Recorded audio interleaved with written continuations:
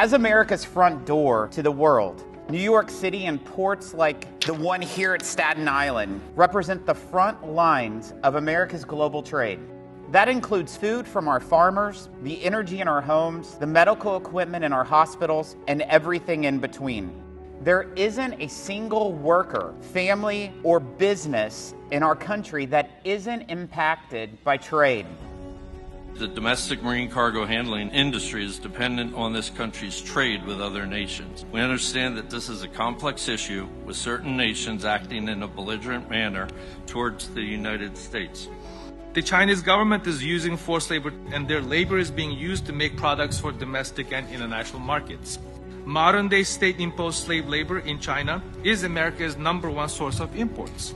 The existing laws must be fully enforced and even amended to ensure that American people are not unwittingly complicit in powering a genocide with their dollars.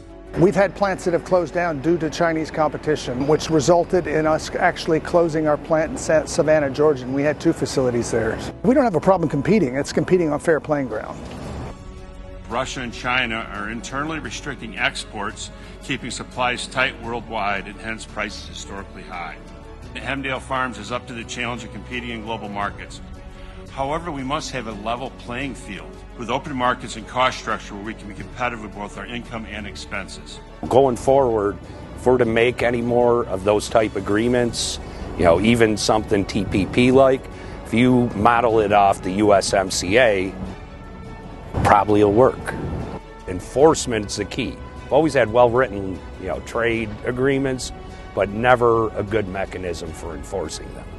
We need to protect our American workers. We have to address our strategic supply chains and strategically decouple from China.